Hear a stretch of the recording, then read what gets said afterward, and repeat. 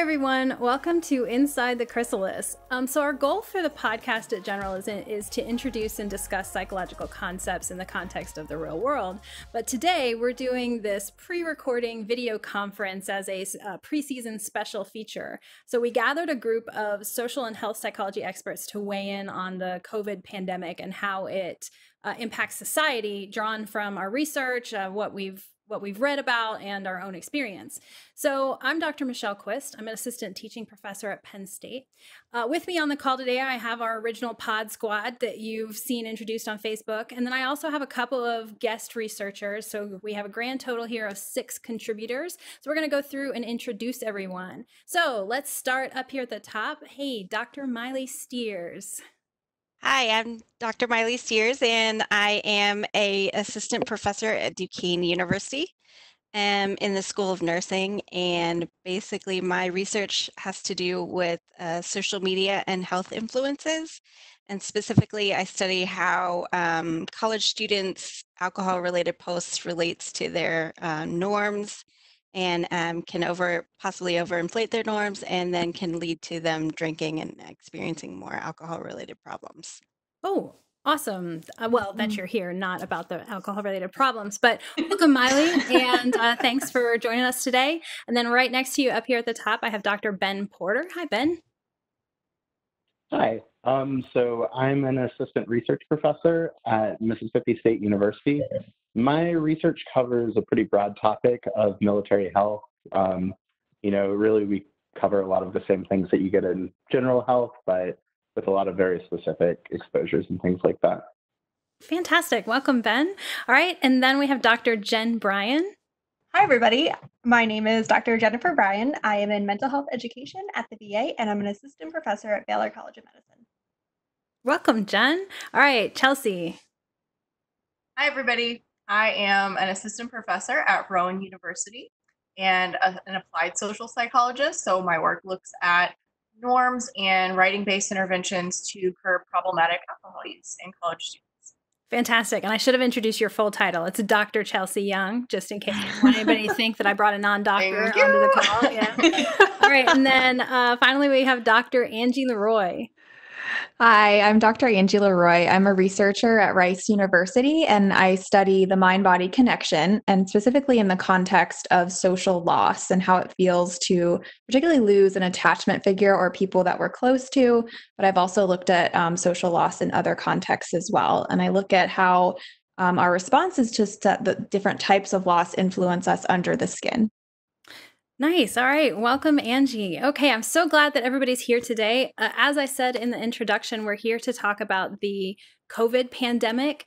So we are social and health researchers, as you heard when we were talking about our research. And today, what I really want to get into is outside of the actual illness and death that is associated with COVID, which is a terrible topic, but not our area of expertise. I want to ask you, what is the aspect of this pandemic that has you most worried about our society? Jenn? I think loneliness is a big factor. It's just not safe to interact with our friends and family or even the checkout clerk at the grocery store. Loneliness is a huge influence on our health. It's more dangerous than smoking. So I think that's a major concern. So yes, Jen, that's true. So research has found that it's kind of astonishing, but loneliness is just as predictive of morbidity and mortality. Morbidity meaning that you can have multiple negative health outcomes at the same time, and that it's actually the same, just as impactful as things as like smoking or not exercising very much, if not more so impactful on our health. So wow. It's pretty, yeah. And there's like some really good data to support that, which is pretty astonishing, I think, because we think of things like smoking as a huge risk factor, right? And so something that's like social perception related, like loneliness, that refers to more of the perception of the quality of our social relationships being more powerful than something like cigarette smoking is pretty, I think, convincing to kind of vouch for a lot of the stuff that we're talking about today. Right. So yeah, Mai-Ly. And that kind of goes back to the whole point in terms of ecological or biological needs. I mean, we as humans are very hardwired for connection. And so I feel like just being not able to connect with people. And I think, as a person who studies social media, we think that we can get our personal connections through electronics devices like texting or social media use or what have you. But really, the literature has shown that it really is not as effective as face-to-face interactions. We just don't get that endorphin rush that we normally would in a Zoom type of context or electronic meetings or what have you. It's just not the same. I was going to ask about that because I've seen a lot and have myself joined a lot of like virtual happy hours or like Zoom calls where your friends get together and everything. So do you think that that is just not satisfying the togetherness need in the same way that as if we can all get together physically? I think that you get a sort of endorphin rush from meeting face-to-face versus, I mean, I do think that you have some sort of connection when you are, communicating online or via Zoom or any kind of electronic way that you communicate. But I just don't think there's any substitute for face-to-face interaction. And I think it comes down to really core base needs. Like we are very hardwired for connection. And I think, because we really depended on each other for, it's that whole like evolutionary psych stuff where we really depended on each other in order to survive. And so, I mean, if you think about it, like social isolation, that's the worst kind of punishment that you can give prisoners and so forth. Right. Take away all kind of human connection. So I just don't think it really fulfills our needs in the same way. I know for myself, like, even though I see all of you all on a regular basis, like in terms of Zoom meetings and so forth, it's still not the same as actually being in person. And then you don't get the same nuances that you normally would in face-to-face interactions. Just that nonverbal communication just doesn't translate as well. All of the other, touch, feel, all that kind of thing. I was going to say something about the opportunity for touch or like physical closeness too, which I was thinking about because what Mai-Ly is getting at with like the endorphin rush, like we actually our reward system, both, in our brain and in terms of like our actual, like our opioid receptors are actually active when we're having meaningful social connections with people. And I don't actually know if there's been anything in the area of like opioid receptor activation, like comparing online versus in person, but I would imagine based on like the literature about rewards and expectation of rewards, and ability to kind of fulfill our reward-based systems that are really hardwired with that fundamental need to belong that Mai-Ly was talking about, that we would certainly have much more of an opportunity to get that direct reward. If I was in person with you guys now, I could show you that I was interested by moving closer. I could potentially touch you on the arm or just kind of be nearer to you to show my interest. And there's something very rewarding about that we can't have over in 2D like this. As great as it is that we have it as something, it's still not the same. Yeah, it is good that we have it. I mean, just because it's not as good as face-to-face does not mean that it's not good. I mean, obviously this is what's getting some of us through. I have noticed just personally in my own interactions when we have video calls and stuff, it does feel a little bit more awkward. And like it's harder to have a conversation. I think maybe we miss some of the cues about who's going to talk next. And so we kind of, we have some trouble getting the natural rhythm. I also kind of feel sometimes that we don't have as much to talk about, probably because we're not doing things as much. It's like, hey, what did you do last night? The same thing I did, the night before and everything. But I also wonder sometimes if it's because it feels like the things we have to share aren't as impactful as, or they don't mean as much in the face of a pandemic. Like something really good happens to you, but it feels very small compared to what's happening in the world. And so it's harder to share and be happy about those things, you know? Sure. Yeah, it's complicated. Yeah. Yeah. Can I also add about social comparison while you're talking about that? Yeah. So we have an episode about social comparison coming, so just wait. But social comparison theory was developed by Leon Festinger, and it's this general idea that to know how good we are at something, we're constantly comparing ourselves to other people. So I think that's kind of tying in some of what we're talking about with social media, with meeting our needs, and with things not feeling as important or impactful anymore. So when you're scrolling through social media and seeing all of those amazing people who are saying, my quarantine day looks like this, right? I get up and I work out, I run 5 miles, and then I bake banana bread, and then I do this elaborate dinner, and I do all of my goals, and I've taken my dogs on 5 walks, and I've done all these things, and I've created this quilt, and you start to feel really bad about yourself, right? When you're like, I sat on the couch and watched Golden Girls and ate ice cream and cried, so I'm not quite doing as well, right? So I think it's social comparison of how people are coping, which is interesting because we don't usually see something that's such a national problem. And it feels as though these people on social media who are doing so well, when I'm seeing that, I'm thinking, why am I not doing enough, right? So at the beginning of the pandemic, there was a lot of noise on Twitter among academics in particular about how we'll have so much time and write so many papers and be so productive. And I read that and I just got this feeling in the pit of my stomach, like, I don't think that's going to be me. Right. Is that what the expectation is? I'm supposed to do more with less, right? So the pressure that you can feel and artificially put on yourself based on what you think everyone else is doing to cope, and that may not actually be working for you. The King Lear phenomenon, that thing that went around on like every social media thing where it was like when Shakespeare was quarantined, he wrote King Lear. And it's like, oh, okay, good for Shakespeare. He probably didn't have 75 student emails every day that he had to respond to, right? Yeah, and all these devices dinging. Yeah. Also, he was one person, right? That's a case study, N of 1. Allegedly.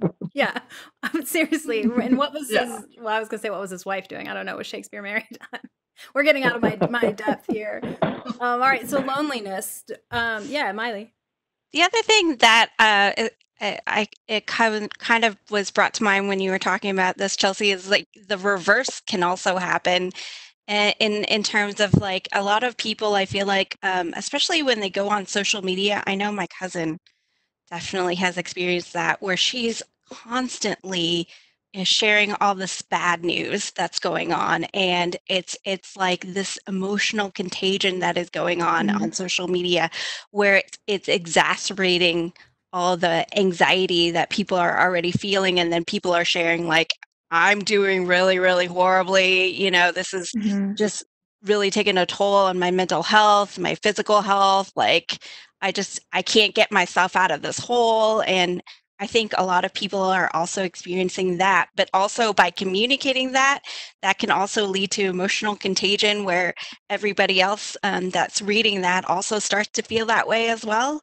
I don't know if you've experienced that.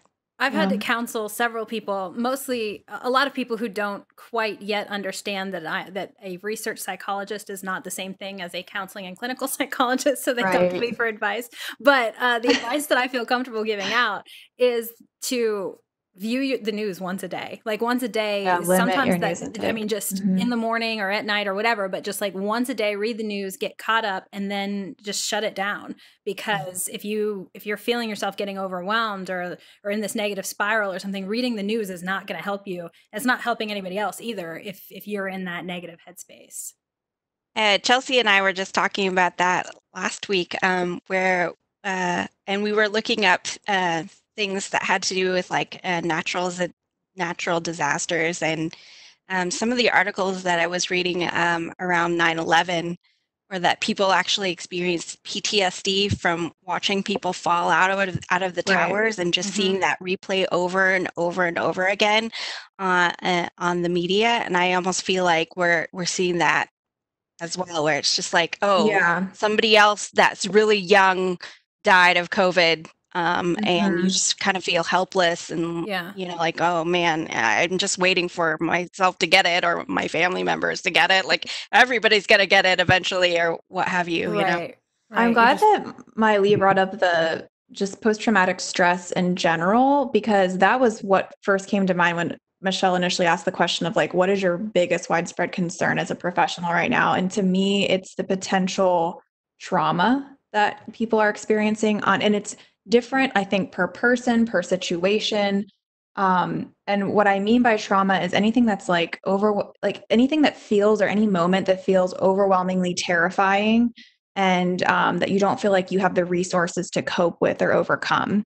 And I think we have like triggers of those and waves of those coming at us, these potentially traumatic experiences or visuals on the news or whatever, like it's coming at us all kinds of different ways.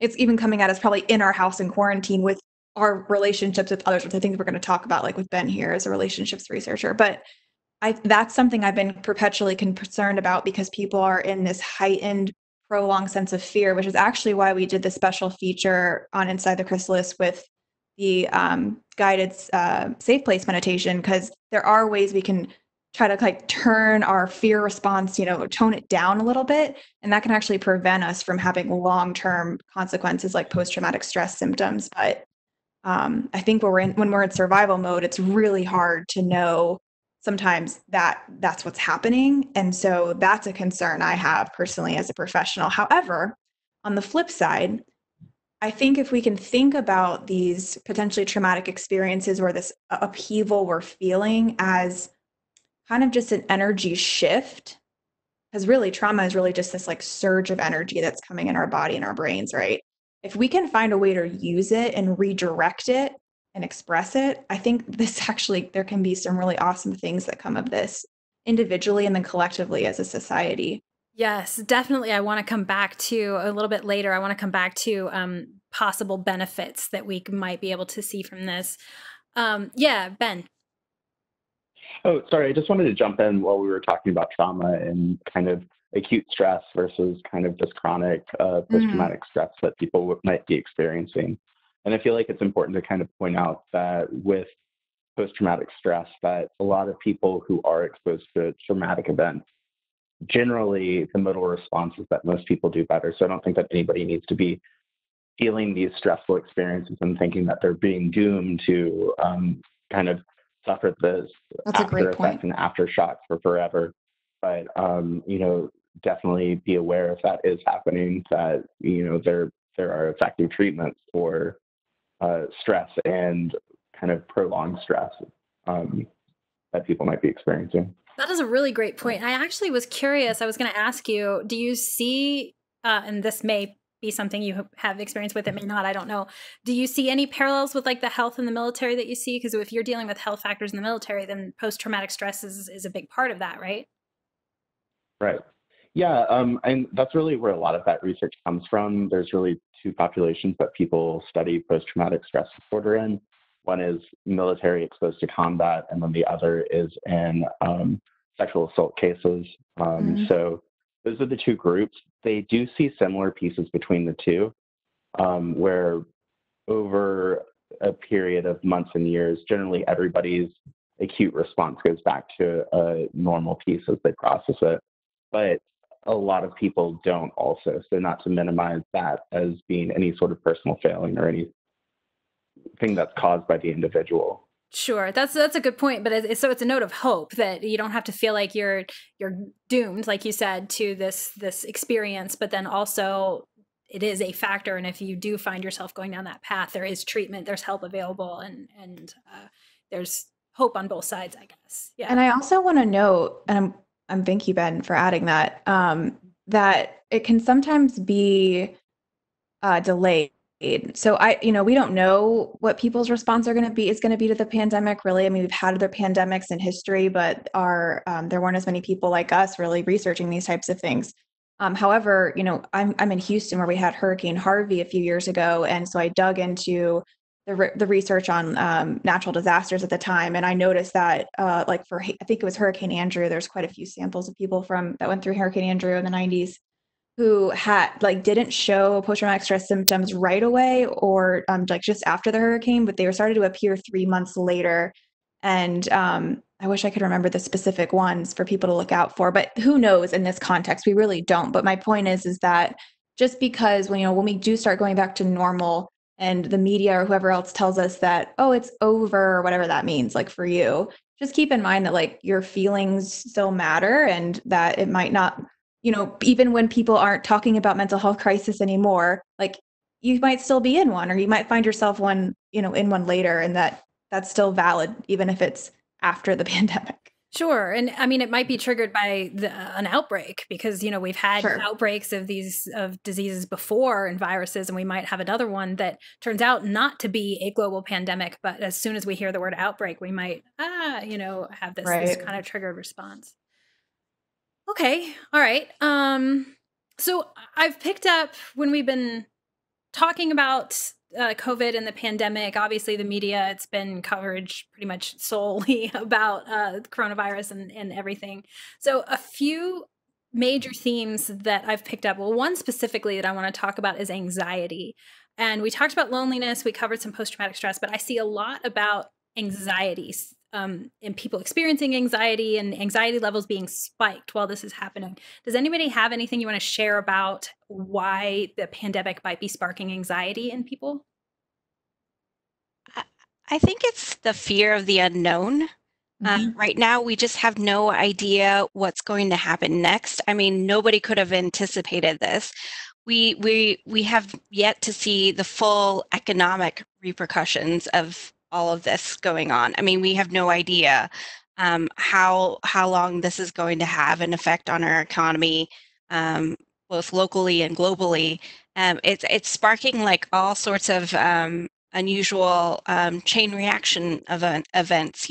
For instance, some school kids can't get meals, yet farmers are dumping millions of pounds of vegetables, and because they can't, there's no way for them to transport it to people that actually need it. I mean, so it just has had this ripple effect, and there's no way to almost prepare yourself for it. And I think that leads to increased anxiety. Of course, there's also economic stress because all of a sudden a lot of people have lost their jobs and they're trying to think about, what am I going to do next? And I'm in the middle of a global pandemic, and when am I going to be able to find a new job? There's a lot of concern over that. You're also concerned about your health and well-being. Chelsie and I were talking about how I wonder if we're all going to have agoraphobia after this, where we're just walking down the street, oh, don't come near me, for a while, just because you've now conditioned yourself to be I need to stay away. We are associating humans with pathogens right now. Yeah, exactly. So the norm, I have had the same thought, Mai-Ly. Yeah. So I just wonder, what the repercussions of that is going to, it's going to be a really long time till I think that things return to quote unquote normal again. And so I think that's very anxiety provoking. Can I add also, it kind of reminds me of the line from Harry Potter, constant vigilance, right? So we have to be constantly vigilant because there's pathogens and there's things that are just ready to attack us at every corner, right? We have to wash our hands, and if we get an Amazon package, we can't let it into our house, and we have to wait 24 hours, and every little thing is just all of these extra steps and all of this panic and worry. And so it's a lot of extra thinking, and it's this constant vigilance. It's actually a chronic stressor. So having that, it's extra additional cognitive load, and it functions as a stressor. And I'll let Angie talk about the effects of that. Thanks. You knew I wanted to go next. So when Chelsie was talking about all of that, I was thinking about how that influences our biology under our skin. So our stress hormones are really out of whack. Our adrenals get kind of tapped out, so to speak, where, we can only secrete cortisol, which is actually a helpful stress hormone in the short term, for so long. But once we continue to secrete that at a high level all the time, our body no longer responds to it in the way that is actually adaptive and helps us. And instead, it starts to drain us. And so that also influences our sleep cycle, which is incredibly related to anxiety in all data sets in all kinds of different samples, meaning different groups of people that have been studied.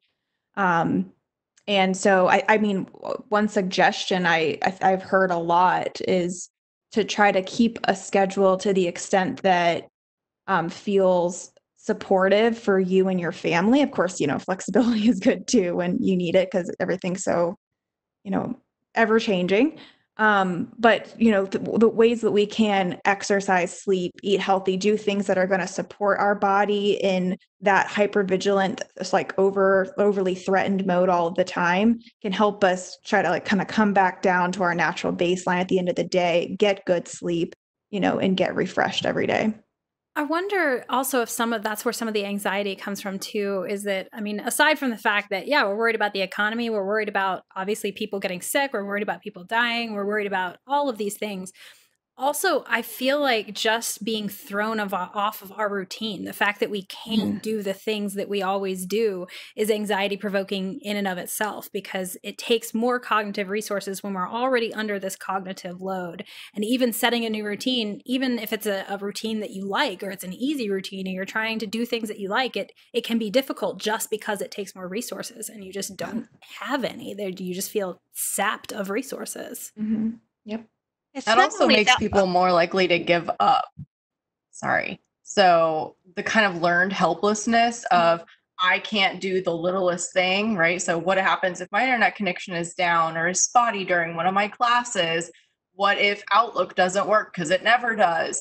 All of those little frustrations can become this huge thing to the point where you just kind of give up, right? So I find myself engaging in learned helplessness so much more than I usually would have, or if it's something silly that upsets me, I have to take a moment away and be like, okay, you know what? Now would be a good time for a walk. Dogs, let's go. Yes. Or, you know what? Now it is, let's do lunch, right? Let's watch Community and let's eat lunch and just have a nice little brain break, because I can't seem to regulate in the same way that I usually do. Yeah. Mai-Ly, what were you going to say? I think it's also this feeling of loss of control. I mean, we just feel like we have no control over what we do anymore. And that goes back to our core needs, right? Like autonomy, competence, and relatedness. I mean, we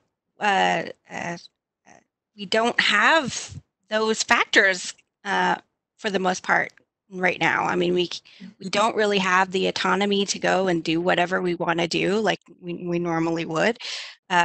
We probably don't have the competence because we don't have all the resources that we normally would have access to. And we don't have relatedness because we can't actually see anybody. Yeah, it's just thwarting all three basic needs. Like we're not getting anything. So we're not getting anything. And so I think that's definitely going to contribute to our anxiety. I mean, and then some joker on Twitter is telling us to write King Lear and just pile on, right? And just for context for people who are tuning in who have never heard of like basic needs in terms of psychological basic needs, those basic needs that Mai-Ly and Michelle were just talking about are what we think of as psychologists as like air, water, food. Yes, psychological nutriments. We're like, autonomy, competence, control, belongingness. Yes, absolutely. So when we say basic needs, we're talking about those. Those are important. Right. Get out of here, Maslow. Well, he had an important hierarchy of needs too, self-actualization. I like that one. Yeah. All right. So another theme, when I'm talking about these themes that have been popping up, we see anxiety, which is obviously causing some problems. Another theme I see popping up is the family dynamic of working from home with partners and with kids and all that stuff. So I'm going to take a quick break, let everybody get a glass of water or whatever, and then we will come back. And then I want to discuss that dynamic of working from home let's talk about kids first. All right, so we're going to take a quick break.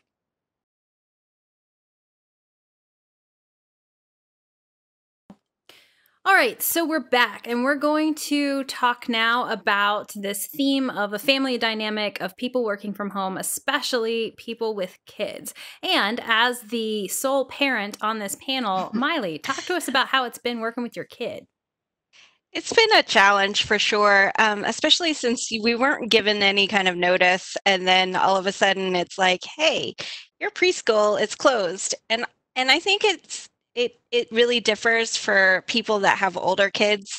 Like, I feel like kids, it really doesn't matter what phase you're in, there's different challenges. But for me, having a 3-year-old and trying to navigate those waters with having 2 working parents, the way Darren and I have been able to work that out is basically we've been taking shifts. But we happen to be really fortunate because some people aren't even able to do that. Right. So he basically takes the morning shift, and then I take the afternoon/evening shift, which basically means that I get not very, very much sleep because ultimately, even still, like, most of the caregiving kind of comes from me. And I think that's a real struggle. Actually, I was on Twitter the other day, and I retweeted this tweet, which I thought was kind of, indicative of where we're at, especially as academics. But it was like this tweet from a doctor, and she says, people are telling junior faculty with kids at home to catch up on writing or submit a grant need to stop. It is impossible.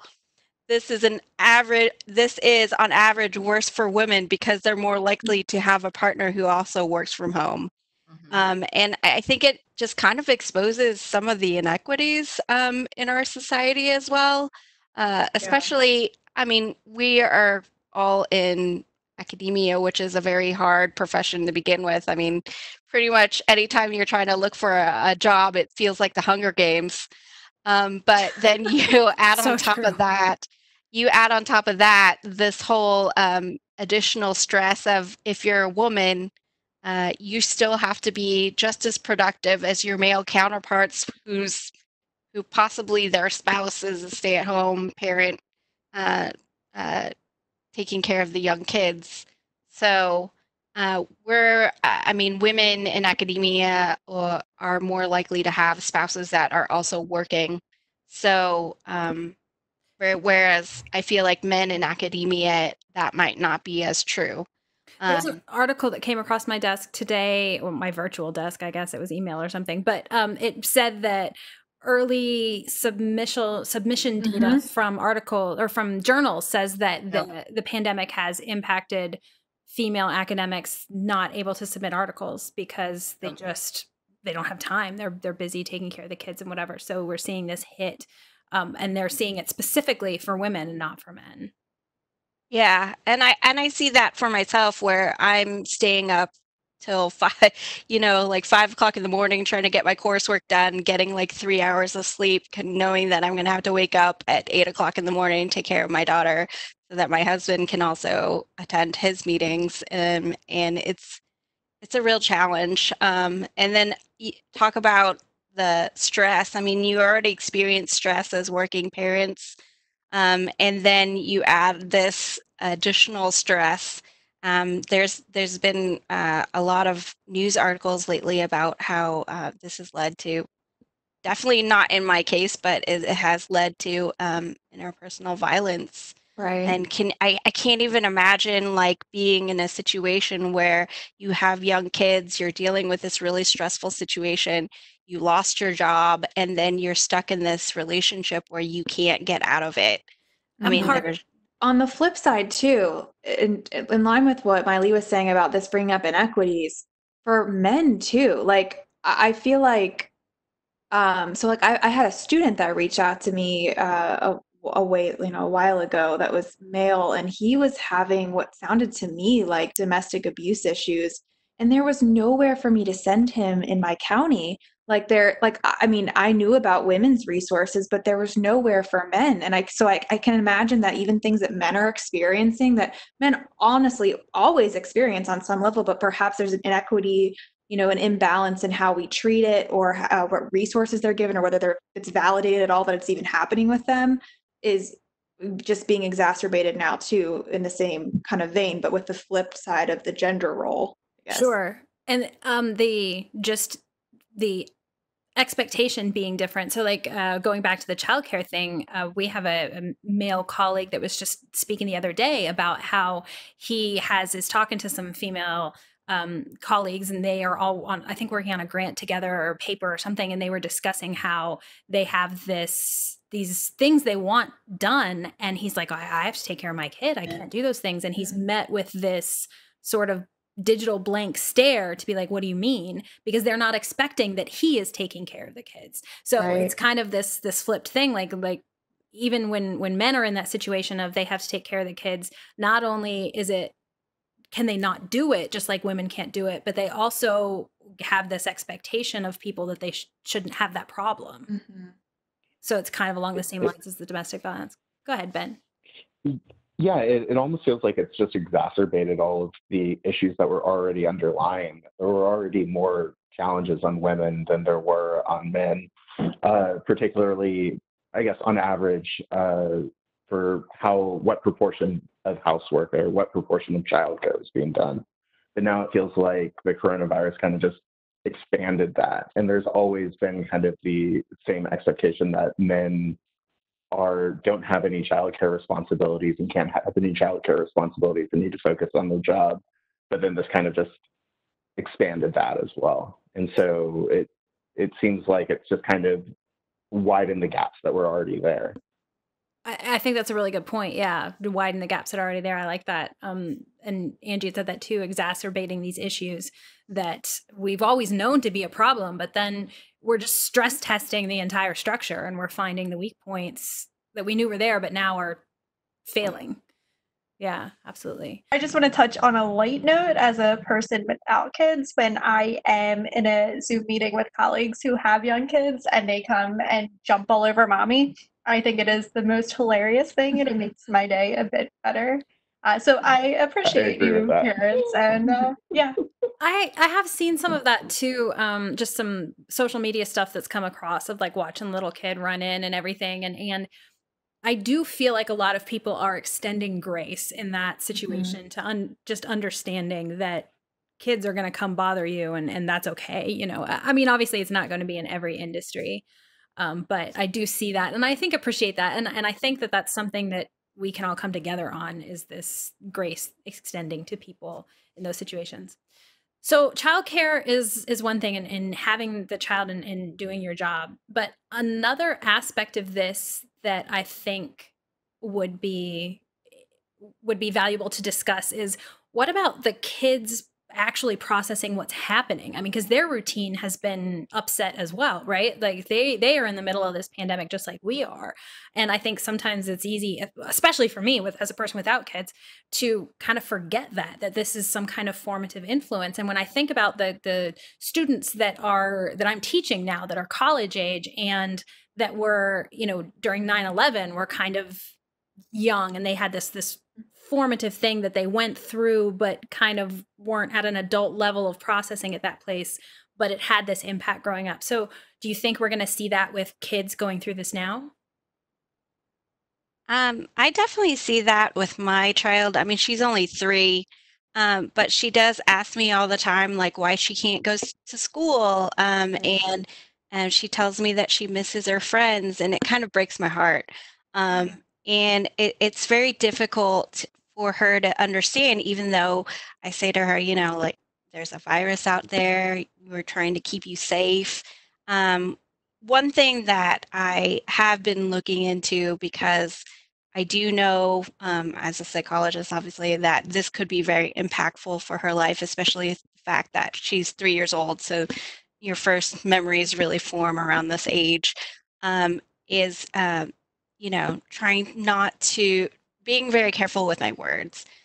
So we talk about how mommy and daddy are trying to keep her safe, rather than making it like, oh, the world is so dangerous, and you can't touch anything because everything's so dangerous, and you could get sick. I think it's just being able to reframe things where it's just like, oh, we're trying to keep you safe.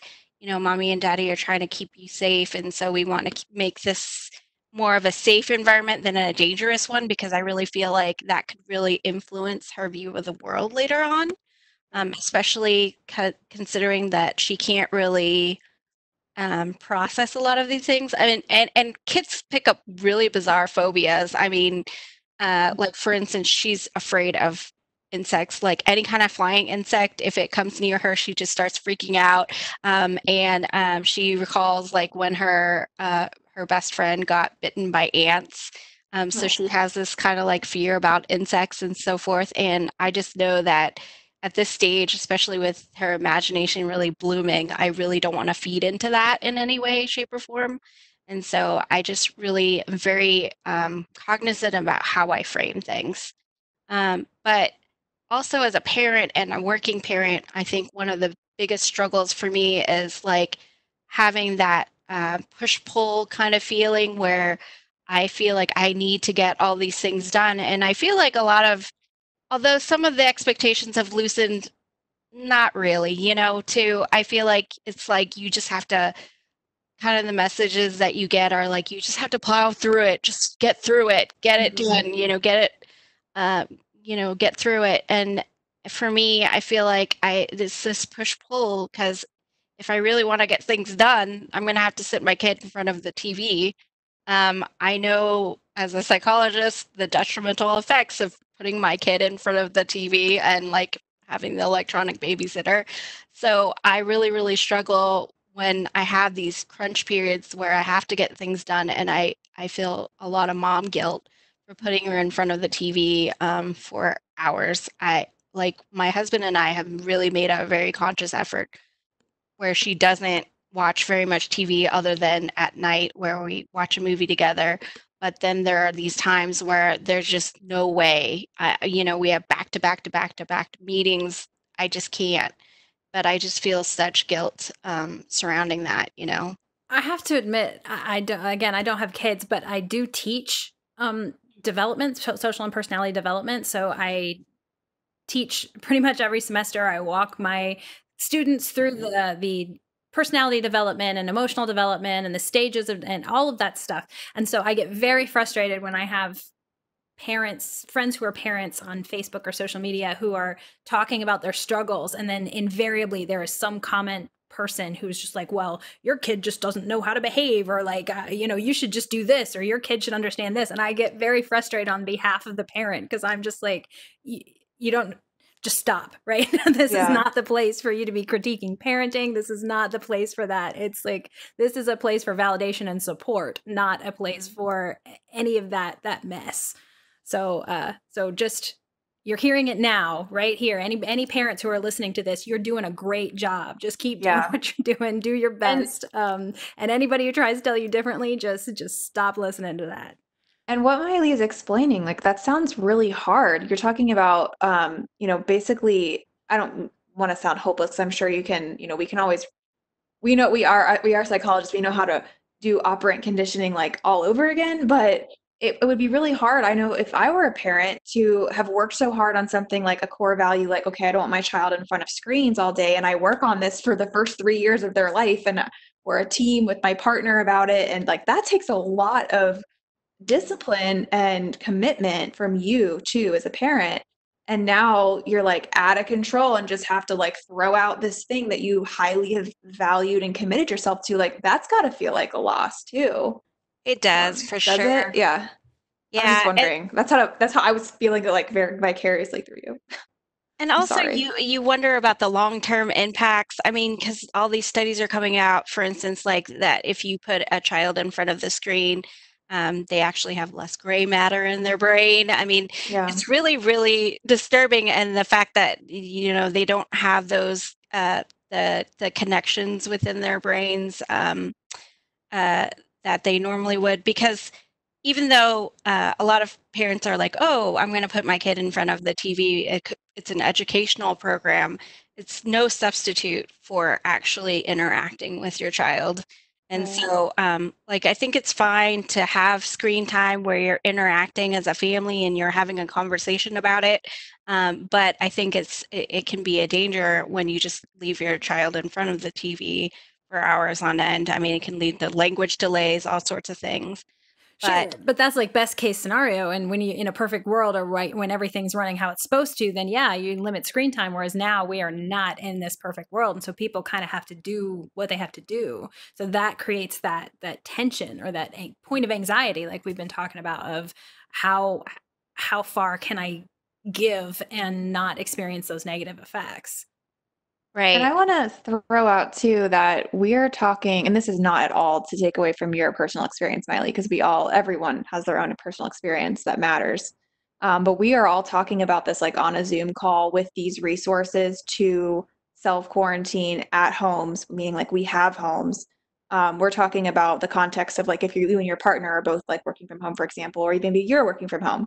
But there's a lot of people right now who can't work from home and their kids are being like shuttled to somebody else's house or God knows where, or aren't being supervised during the day at all.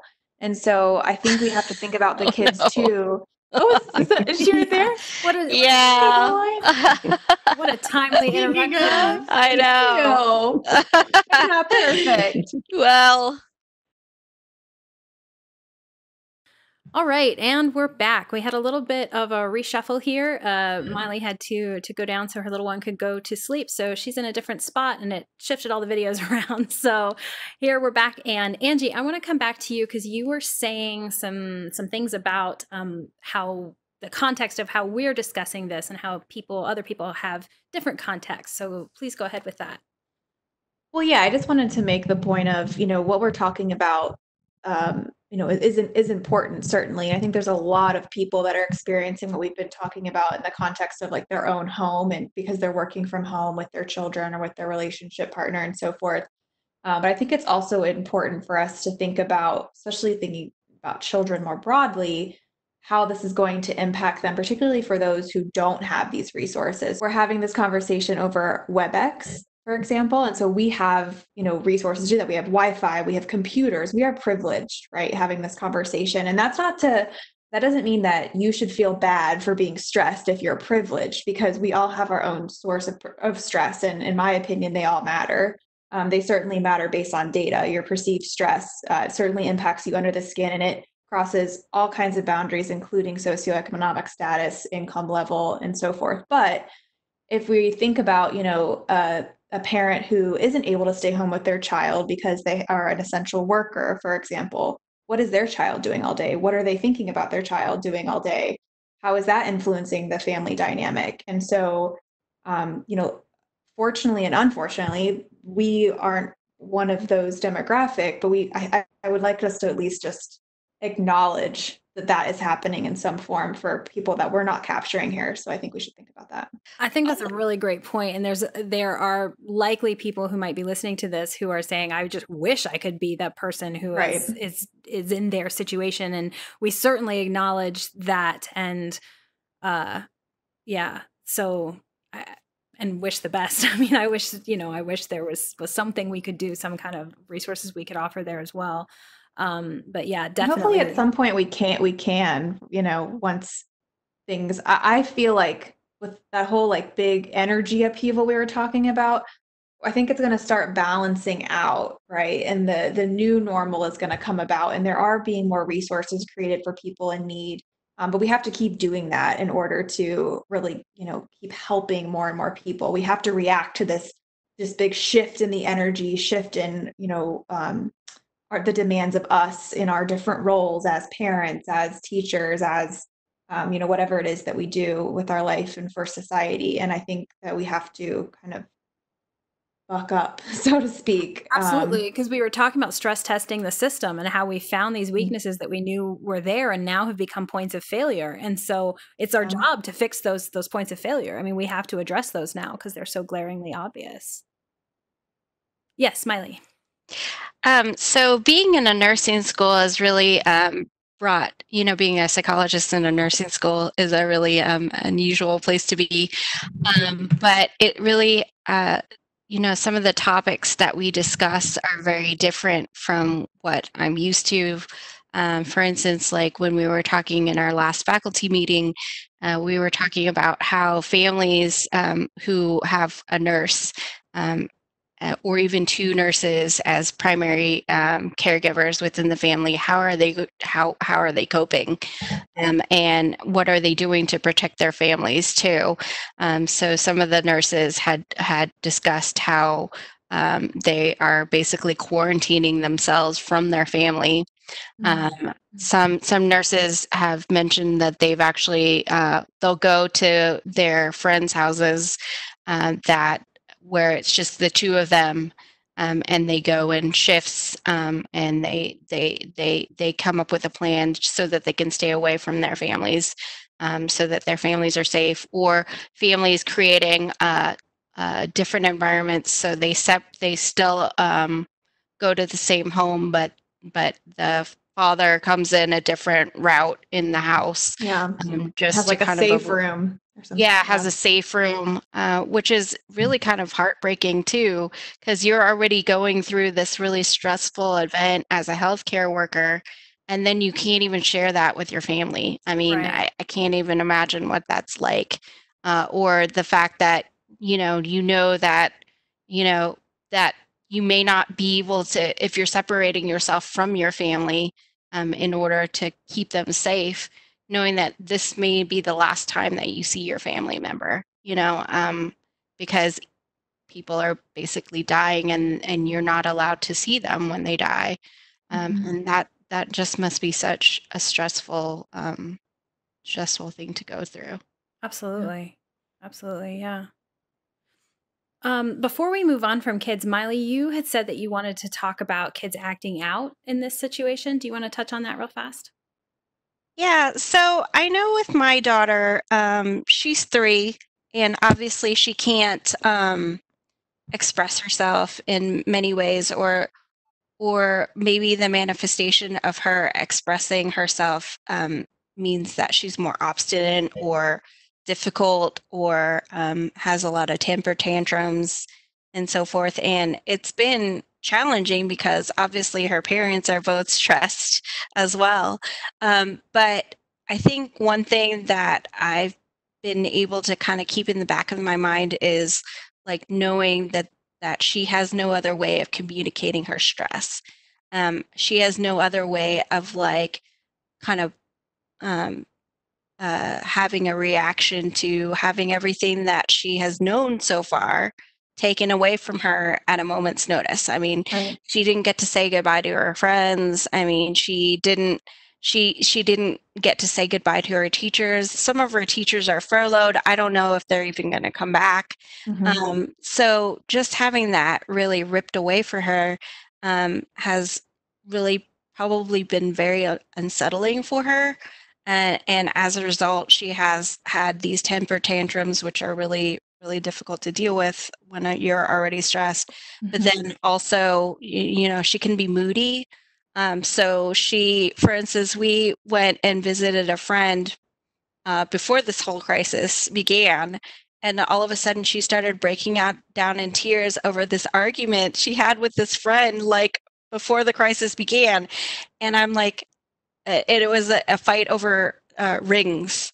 So they had the little plastic rings, and she was like, "Why didn't Adelaide give me the red ring?" And she was just like bawling over it. And I'm like, "I'm sorry, baby, that you had to deal with that." But knowing that these emotions are not really coming from that, but it's stemming from this whole uncertainty that we're already feeling.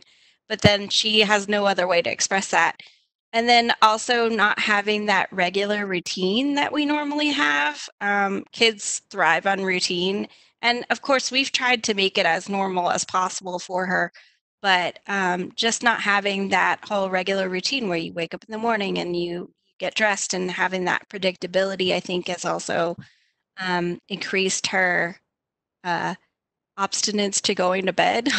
Which makes it even more challenging for us because she just does not want to go to sleep anymore. And then I'm like waiting for her to go to sleep so that I can go to work. But it seems like the more I try to get her to sleep, the more she senses my anxiety over it, the more she doesn't want to go to sleep. And our children use us for physiological regulation. right? And so if mom is physiologically dysregulated, which we basically have just been talking about the whole time, you're anxious, you probably haven't been, you said you haven't been sleeping as well. Like their circadian rhythms are synced up with ours. And so I'm sure, and that just sounds like the never ending battle, because then it's just like feeding off of each other Yeah. the whole time. Yeah, because she's not getting enough sleep either, probably, Sure. for what she needs. And then that's obviously feeding into the temper tantrums and so forth. And just trying to keep your cool under that and knowing that she's also going through stress and also that this is going to be a very impactful time for her in terms of her life. That's been really hard for me. Yeah, that is hard. Yeah. So. Wow.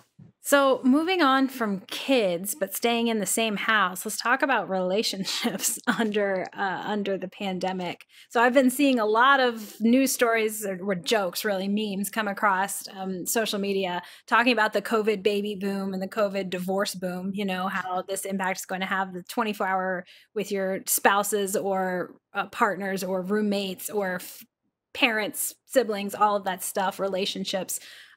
So let's talk about relationship impact. What do you got for me there? Well, it's kind of, I know that there's multiple research studies going on right now looking at relationships in particular. I don't know if you guys have gotten the links to be invited to them, but I'm really excited to see that like there are people who are studying this in the pandemic right now. And I think they're hoping to turn that data around and get it to the public very quickly. And so what I was going to comment on is based on past research, but know that scientists are collecting these data right now to share that are in the pandemic context. Never fear, public. We are at work. We're going to get it scaled down. Don't worry about it. Yeah. I do think that this is kind of the same song and dance we've been talking about, but I think any relationship issues that were already there are going to be exacerbated under stress. They're exacerbated under close proximity. They're exacerbated under, schedule disruption, circadian rhythm disruption. I was just talking about how children and their caregiver, they physiologically regulate each other, right? Their sleep-wake cycles, their body temperature, their heart rate, that all, happens with mother and child or father and child. But it also happens with people that we pair bond with. So our attachment figures in adulthood are our romantic partners often. Just like that's the case with parent and child bonds, it's also the case that when we those types of bonds we transfer our attachment related needs to our romantic partners in adulthood, meaning our romantic partners are typically our primary attachment figures. And that also means that those relationships serve to physiologically co-regulate, we call it in science, each other's physiological systems. So like sleep-wake cycles, your stress response can sometimes be mimicked. In particular, what's interesting with people who live together, they tend to mimic each other's health behaviors as well.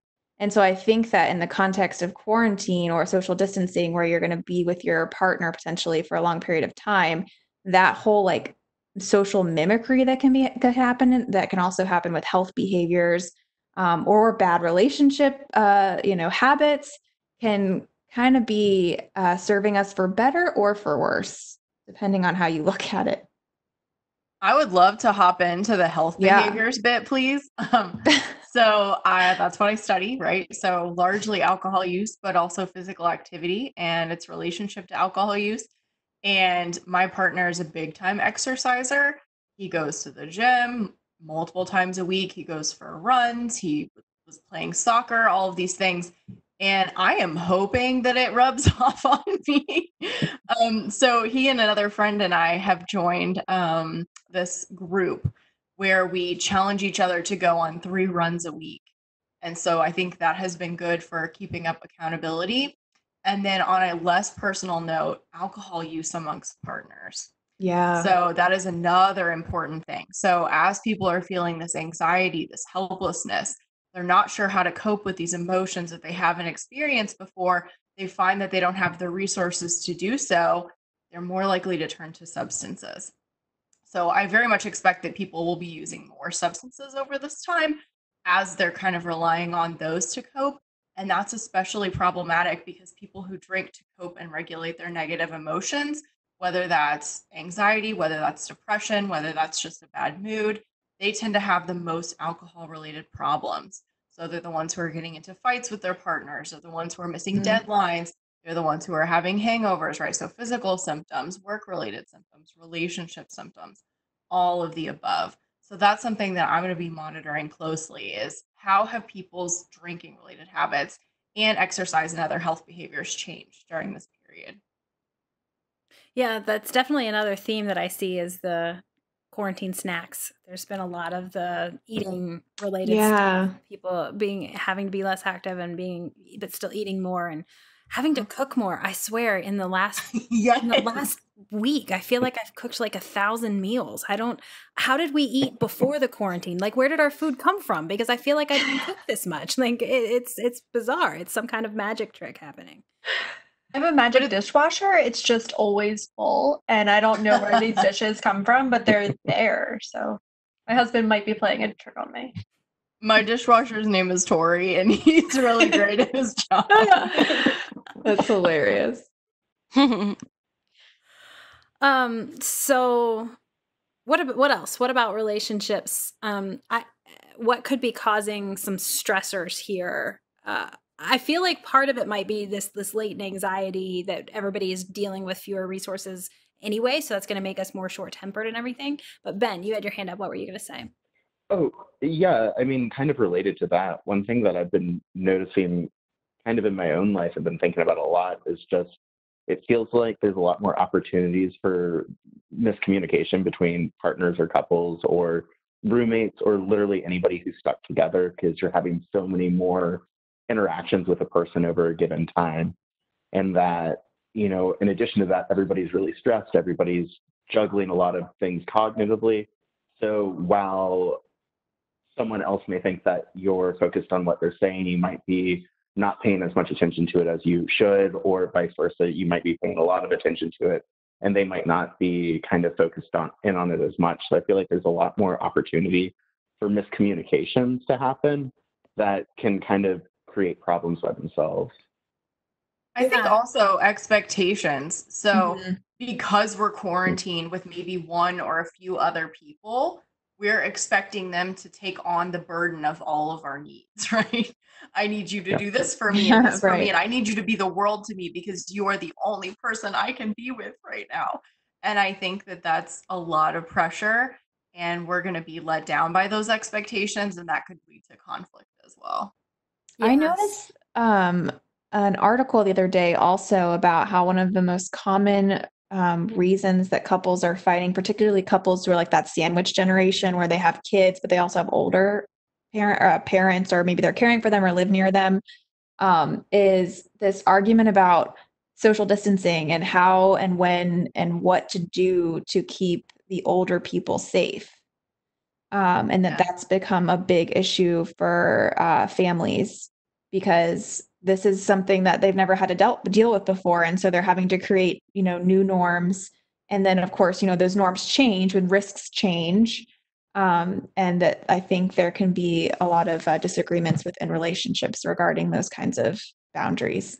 Right. And then just the evaluation of risk between partners can create some conflict. Because I know my husband and I are both dealing with this kind of differently. Like we have different viewpoints on how we should handle some things, like whether we should Clorox our groceries or, like things like that, where we just cope kind of differently. And we've been very fortunate in that we tend to have mental breakdowns at different times. So that's perfect. Then you can be there for each other. So far we haven't created at the same time. So we've been able to support each other. But yeah, this sense of everybody kind of has their own individual way of dealing with the crisis that's happening right now. And what if your individual way of dealing with the crisis is not the same as your partner's? Then how do you do that? How do you communicate that? How do you then assess what you need from them? How do you assess whether that's actually a reasonable expectation, like Chelsea said, and then actually ask for what you need? Or I would challenge you to also think about for the things that the needs they can't fulfill, just like you would in a normal life, or I would encourage you to do in normal life, is reach out to others who might be able to fulfill that need for you. Because remember, our partners can't do that. And in fact, they don't normally do that, no matter what we think, Right. even when it's not a pandemic. So we really can't be falling into that pattern now, or we're just, like Chelsea said, kind of get disappointed. Right. Going back to Cloroxing the groceries, I am a grocery Cloroxer and my husband is not. Same. But that's not a discussion that we've ever had before. So we did curbside pickup. We go to bring in the groceries and he put the groceries in the kitchen and I almost had a heart attack because my plan was to Lysol them outside. So we wouldn't bring the germs inside. And so I blew up at him and he's like, I didn't know what the rules were. And I'm like, okay, well, now let's talk about the rules. Our new norm for this experience will be to leave all the groceries outside. I will Clorox them, hand them to you. So we're bringing no germs in the house. And so after we took that time to lay the ground rules and get on the same page with those expectations, it went a lot more smoothly. Well, I think that's a really key point there because I was having a similar conversation with another group of friends. I don't know, some point in the past, all the days run together, but at some point in the recent past, I was having another conversation where someone asked me, do you think it's important to wipe down the groceries? And I said, you know what?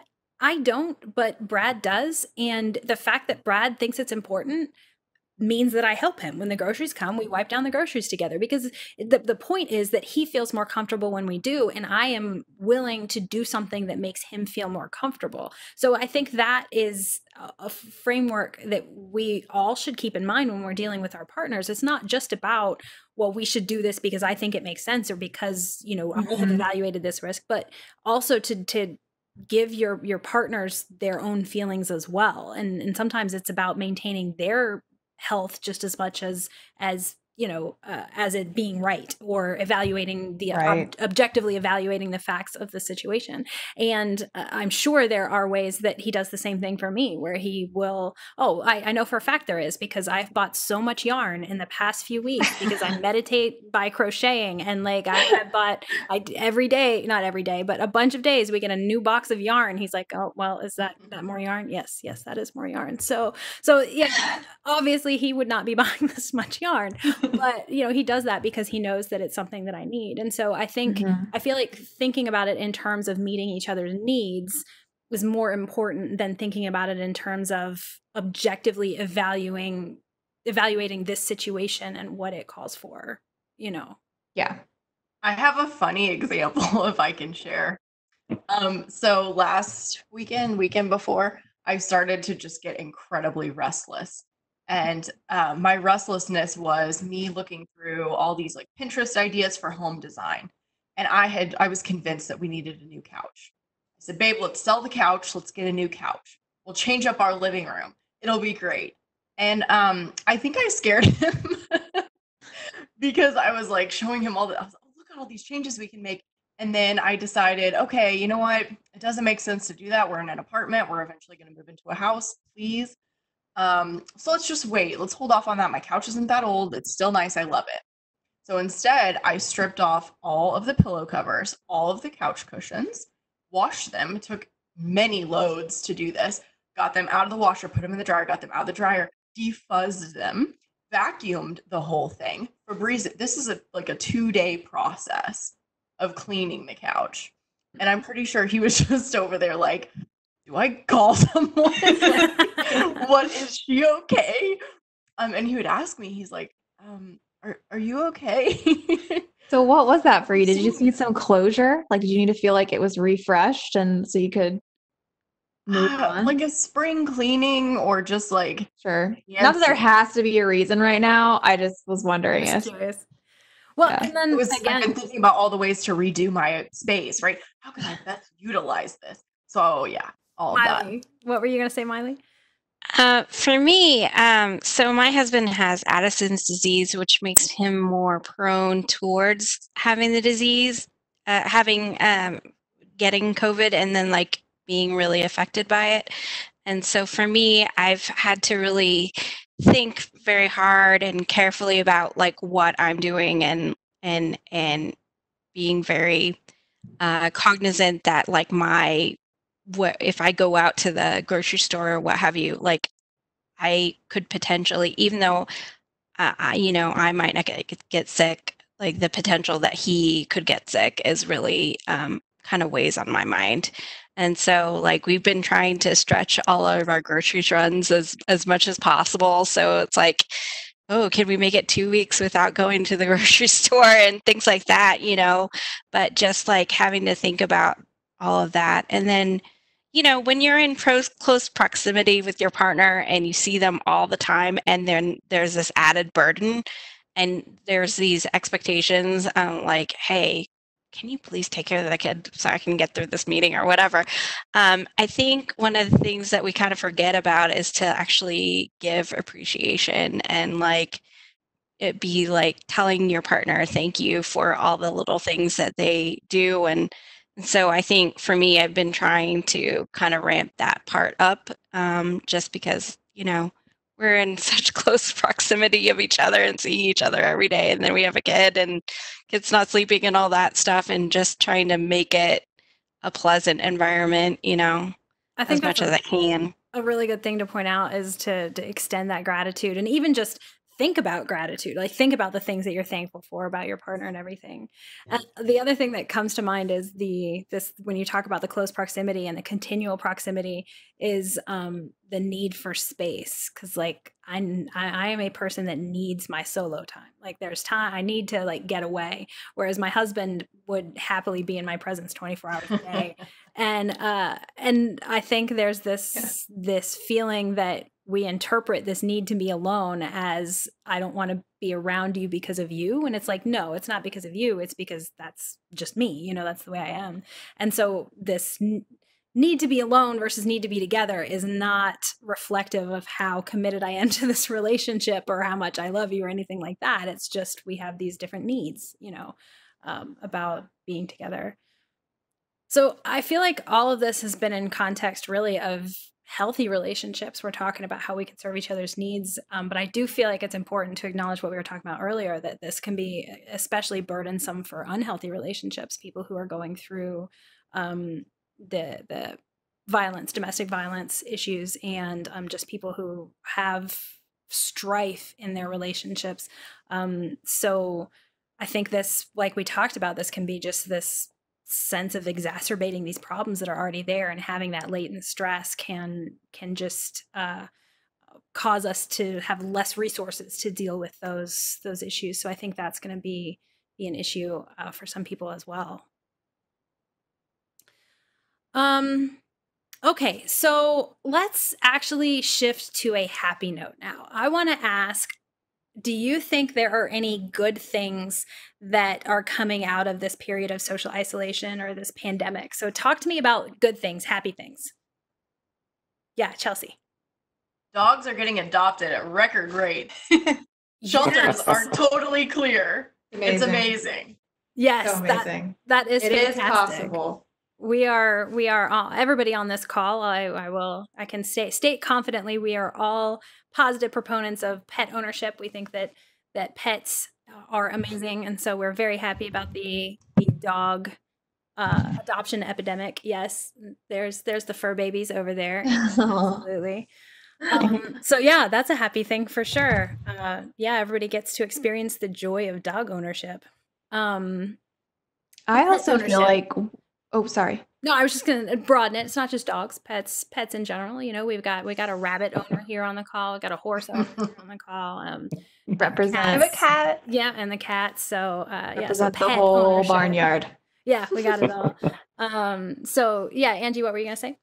Well, I was going to say the one positive I can think of is that I think I said earlier, we have to buck up right now, and everyone is in their own ways. And I think that's forcing us to gain new skills. We're being thrown in the pool, so to speak, to learn how to swim.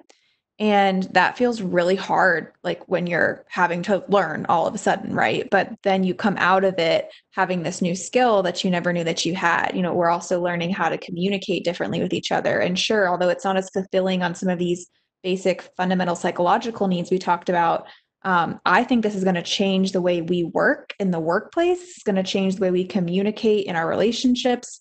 And I think we have an opportunity to, for that change to be for the better if we're able to really apply what we're learning in these high stress situations and, apply them throughout the pandemic and then afterwards, how to adjust back. Absolutely. Yeah. Chelsea. I have never been as up to date with memes as I have been now. And I've got to say, I think my students appreciate it because I can bring those references to the classroom. So that's fun. Also, I think the world is just at the top of their meme game. Everybody's got like this funny way of looking at the world and just showing a little bit of joy. Humor, and having these compilations. Yeah. Humor is a nice coping mechanism of dealing with some of the darkness and the sadness. For listeners who don't know, memes are an important educational tool. Your students will absolutely judge you on how well you can incorporate memes into your lecture. And I will just flat out tell you I am terrible at it. Just horrible. I am not, my meme game is not strong at all. But Chelsea is pretty good with it. So that's good. Ben, I saw that you had your hand up. Oh yeah. So playing off of what Angie was saying, that I love all of the web conferencing that's been happening. Not so much with work or anything like that, but I mean, I've seen friends that live across the country more often than I had in the past month than I have in the year before that, and so that's been tremendous and awesome. And I feel like it's something that hopefully will kind of continue, after the lockdown is stopped and after we all go back out into the world, that this has been always available. I guess not always, but this is newly available ways of communicating, newly available ways of keeping up with people that just we haven't been using, or at least I hadn't been using before this. And so it's been great. I absolutely agree. I think actually we were on a call at the same time when we were talking about with some other friends, how we were talking about how we need to do this when we're not in the middle of a pandemic. We're talking to people that are across the country that we haven't talked to much. And you're absolutely right. Like I actually had 2 Zoom calls with my parents who I don't teleconference my parents. They live in Texas. I'm in Pennsylvania. And we could Zoom call all the time if we wanted to, or teleconference. I keep saying Zoom, but any of these video chats, we could have this all the time, and we don't, and there's really no reason for it. So yeah, I think that's a really good point from Angie and Ben, that we can pick up on these tools that we're learning now, these ways of communicating and interacting, and carry them forward. Use them when we're not in the middle of a crisis, for sure. Mai-Ly, yeah. I think for me, just being able to spend a little bit more time with my daughter, even though it is very stressful, but like being able to see like how she's evolving, like because at 3, they just learn all new things and everything's still really exciting for them. So like the other day she was in the garden and, that we had rains come and then all these worms came out, and then she's like, I love worms. And she wanted to go outside in the garden and name like all the worms. And then she got really upset that the birds were coming and trying to eat the worms. But even today, like her dad was like digging up the garden, and they had to go and rehouse the worms elsewhere. Nice. And she named each and every one of them. But memories. You take those things for granted, and then you actually have this time, and you're like, that's kind of cool. I have heard that echoed from a few people that were talking about how this, even though it's a silver lining, obviously we don't want to be in the middle of a pandemic or a crisis, but that they have found these nuggets in spending time with their families, their kids, their partner, like this extra just time to focus on each other and be together and experience and benefit from that togetherness. Yeah, absolutely. And we've also had a little bit more time because we just moved. So we've actually had a little bit more time to unpack, like just being able to take a break every now and then and just unpack a box or whatever. It's just been kind of nice because if not, it's just been sitting there for months because we just are both so busy. We don't have time. Right. So. Has anybody else gotten any household chores done? You've been waiting? Anybody? Yeah. I cleaned out nice closets. Yeah, I cleaned out a storage closet. Yeah, I was like, well, might as well do this now. Why not, right? So I bought one plant that I already killed. I bought a plant. It's alive. I have another question, actually, something that I've noticed. Have you picked up any hobbies since like any new things or rediscovered an old hobby or anything like that? I've actually Candy painted. Crush a hobby? You did what, Jen? I've actually painted. So I bought art supplies love that. a while ago, and they've just sat there. And then it was rainy, so I couldn't go for my walk. And I'm like, you know what?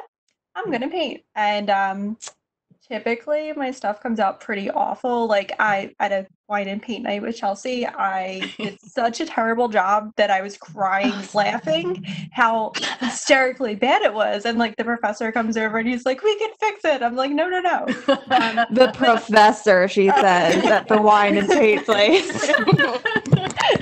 Sorry, habit. But this one actually came out kind of fun, and yeah. That's awesome. That's awesome. We should do a virtual paint night because I got paint. I can do this. I got paints and canvas. I would love to do that. Yeah. Just make sure it's not like the last paint night we had, Michelle. Chelsea, they This turned will out be relaxing and fun. Yeah. It's the most stressful painting thing I've ever done. If we do this call again, I'm going to bring those paintings and show everybody. But they were pretty good. But no, I took up crocheting just randomly. Angie was crocheting before me, and I don't know if listening to her talk about it or something. My mom used to crochet; it just kind of stuck, and so I'm just taken off with crocheting personally. You know what's hilarious is I haven't crocheted at all since the start of this. So you're reminding me that I need to pick it back up. Oh my goodness, I've gone. Instead, I'm trying just to sew again. My cousin lent me her sewing machine for 2020, and I had all these dreams about like making Christmas presents in advance, and now I'm like trying to figure out how to make a mask.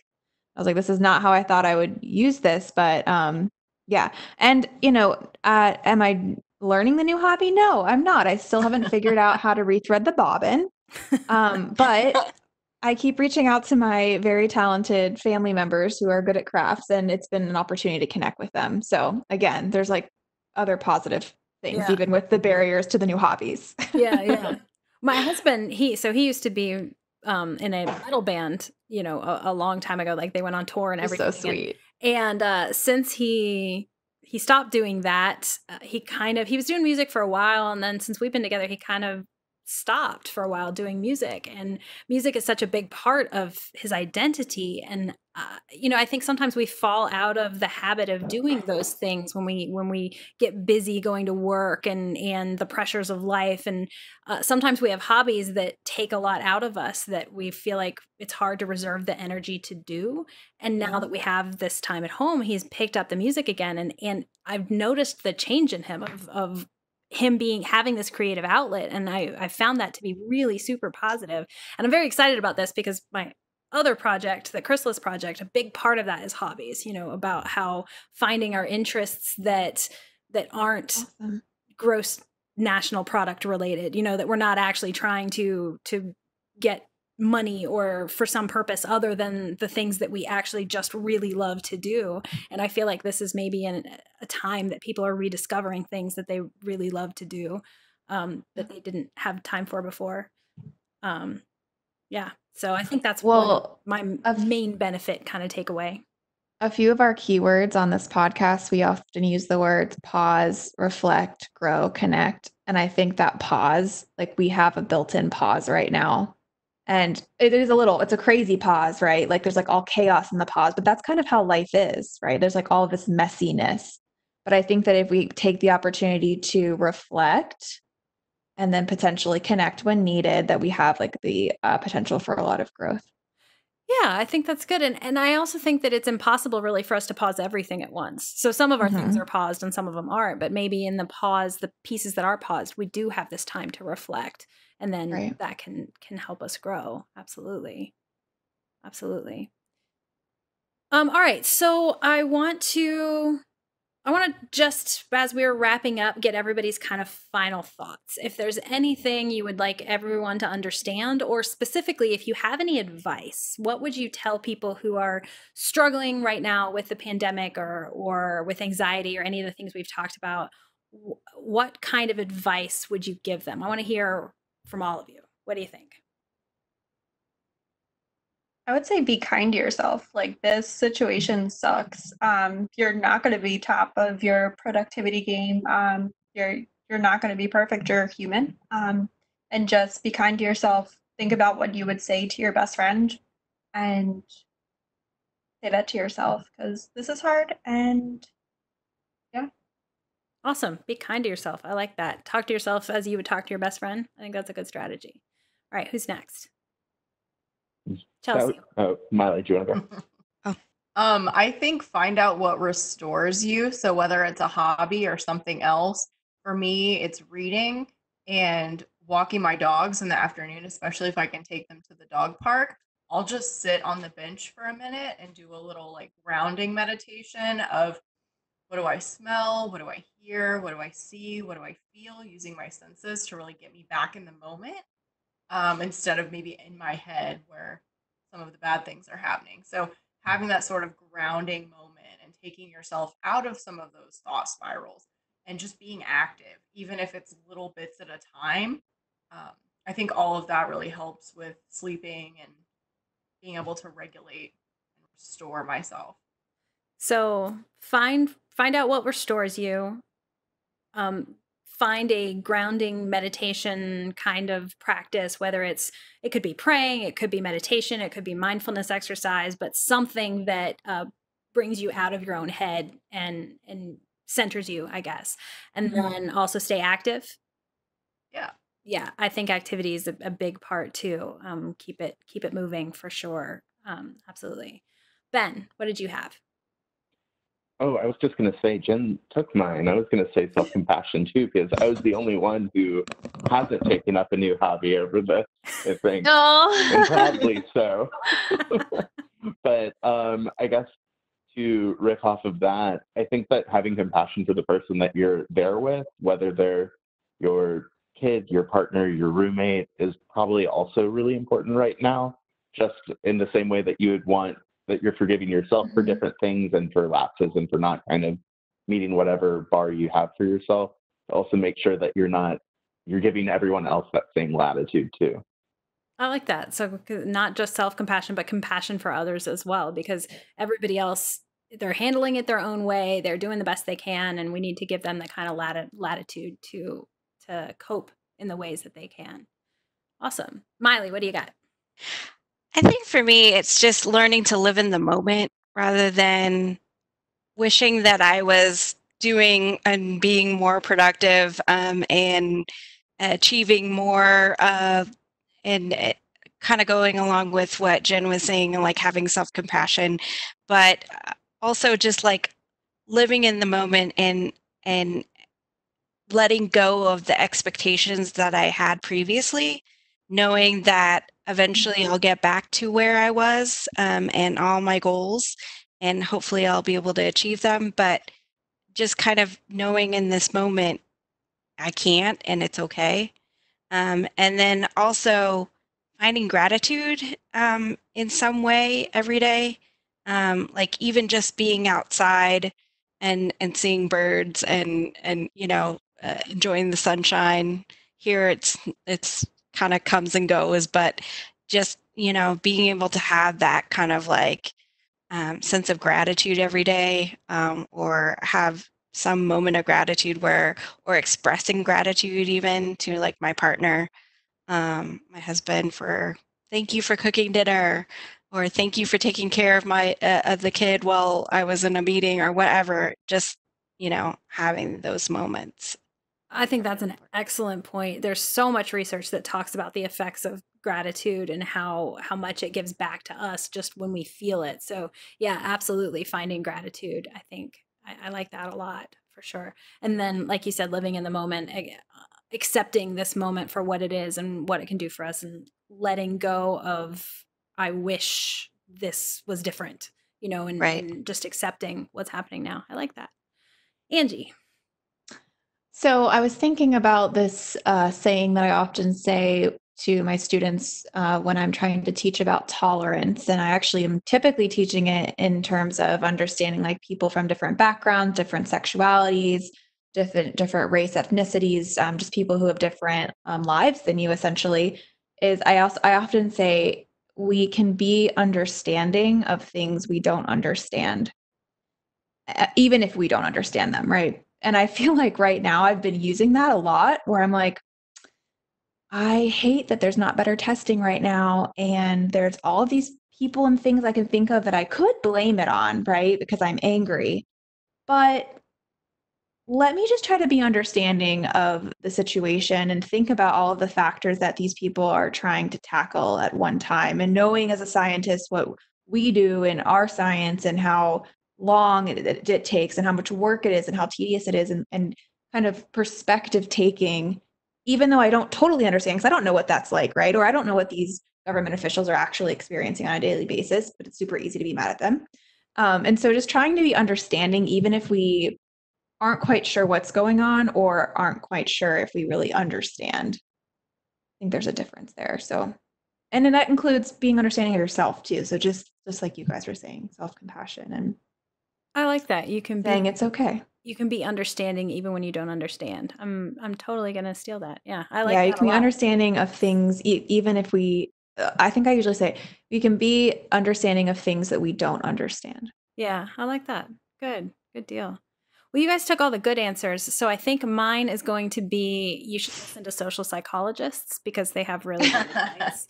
But no, seriously, I think I would go back and highlight the first thing that Chelsea said about finding the things that restore you, because I feel like it's going to be tempting to fall into the habit of just watching TV, turning your brain off, or just turning to substances, like Chelsea said, drinking or smoking marijuana. We have a lot of states that's legal now, indulging in these substances that kind of help you escape, that might not actually give anything back to you. And I think the quest for hobbies can be very beneficial, whether it's a hobby that you've always been doing and now you have time to do it more, or whether you're finding a new hobby or rediscovering an old hobby, any of those things. I feel like find something that you actively feel good about doing, that gives back to you, that restores you. And I think that would be super helpful for people who have the space to do that. And acknowledging that obviously not everybody at this point has the space to do that. But if you can, that would be my advice. All right. Well, thank you everyone for joining me today. This has been really, really good.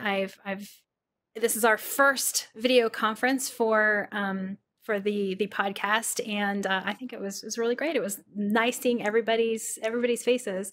So we are going to post this on YouTube. I believe it's going to be up, and so if anybody has any questions or comments about today's call, be sure to check with us on our website or on Facebook, Instagram, Twitter. We're on all the places. We would love to chat with you. So just so you know, all of the views that we expressed on this video conference today are ours alone. We're not representing our organizations here. So if you don't like something that we said, we have to take the heat all by ourselves. You have to blame us and not our organizations. In addition to that, please know that we are researchers, not counselors, so please don't take our advice in any kind of diagnostic capacity.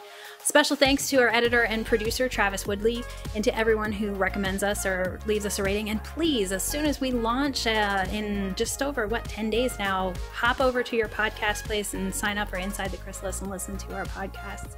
And if you really enjoy the content, want access to more, visit our page on Patreon and become one of our supporters to help cover our production costs. So see everybody next time, and thanks again for listening. Bye. Bye. Bye.